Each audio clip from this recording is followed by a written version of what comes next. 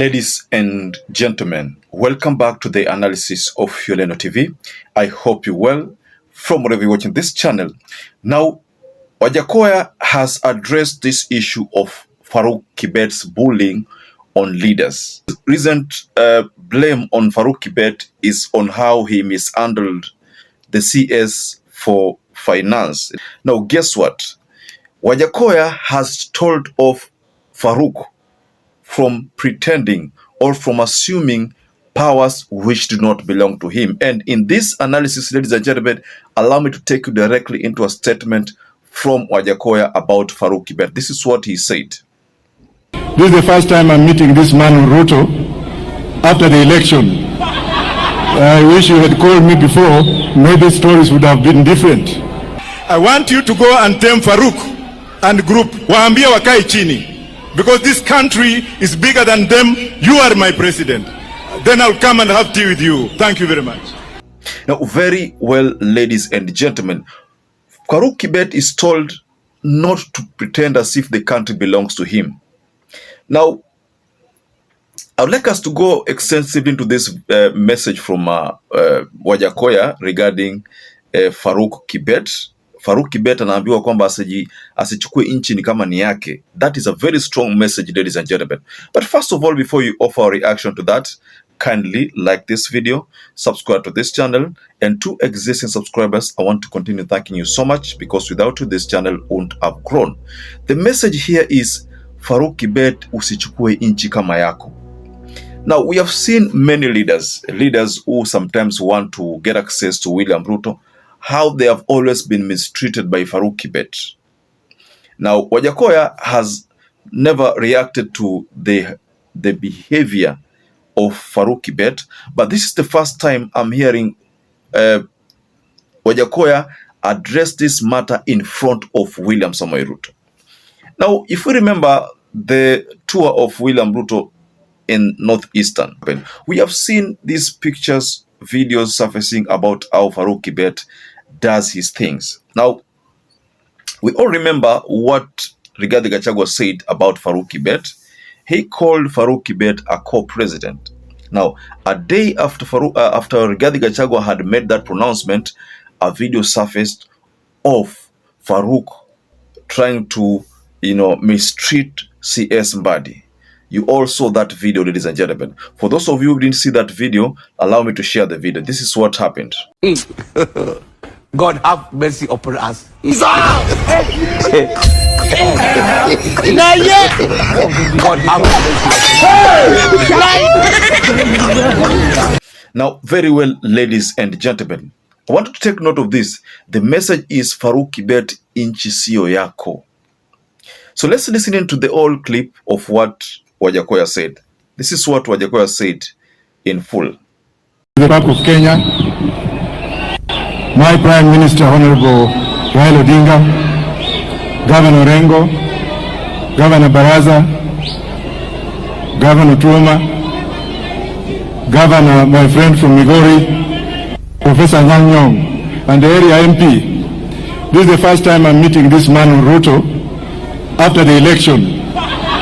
I wish you had called me before. Maybe stories would have been different. But let me take this opportunity to tell you that had I won the presidency, maybe I could have been the one talking here. But I congratulate you for your good work.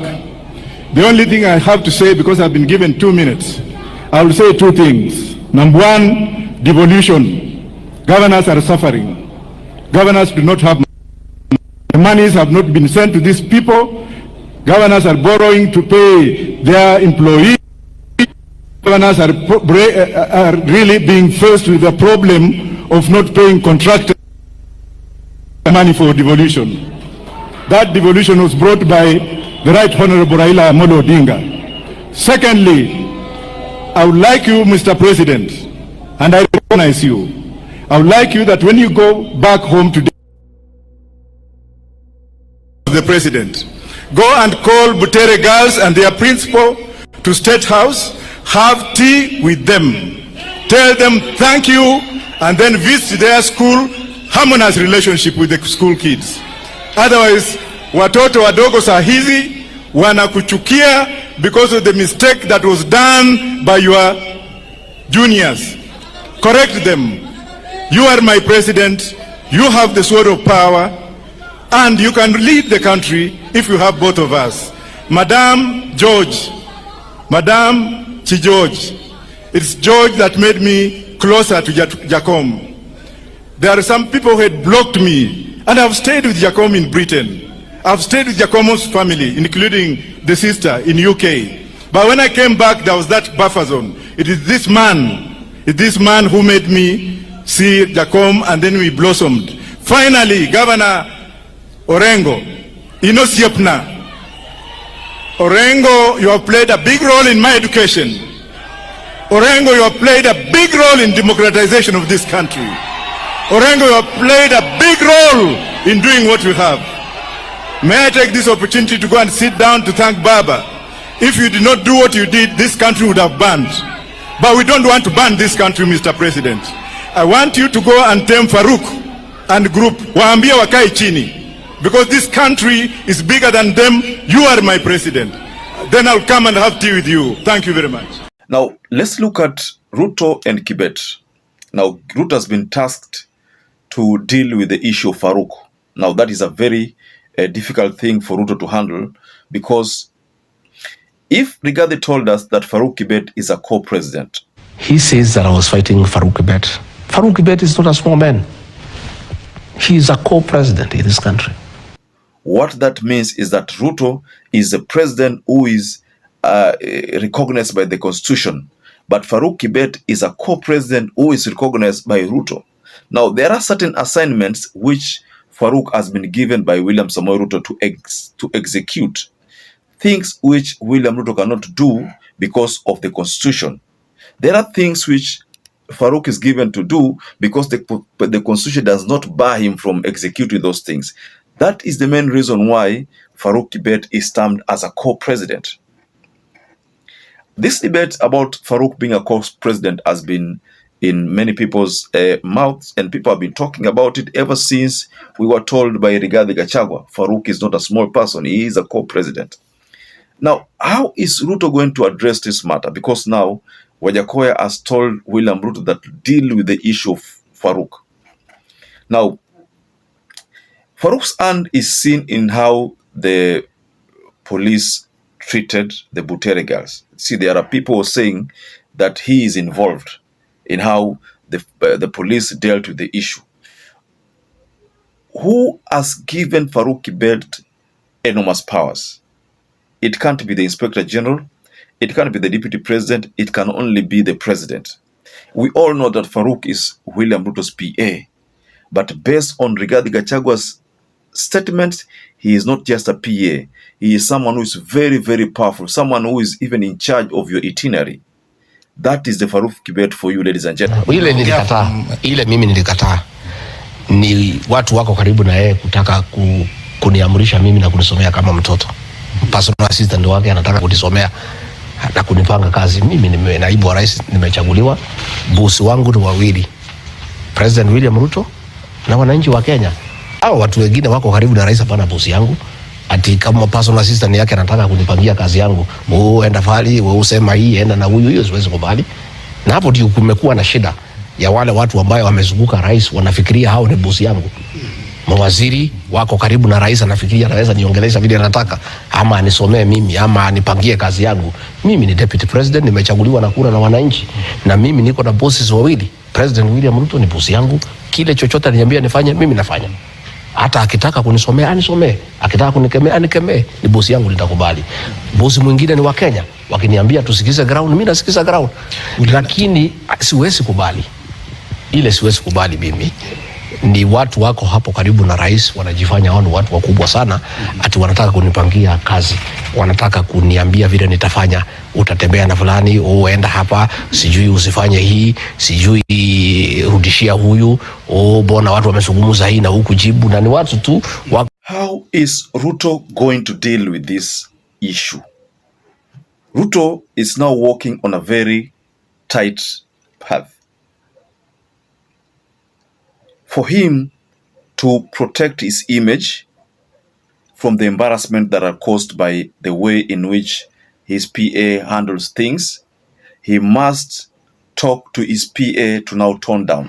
So then how is he going to do it if at all Farouk Kibet is someone he needs? You see, this is just like telling Raila Amolo Odinga when he still had George Oduor to, leave George Oduor and pick another person.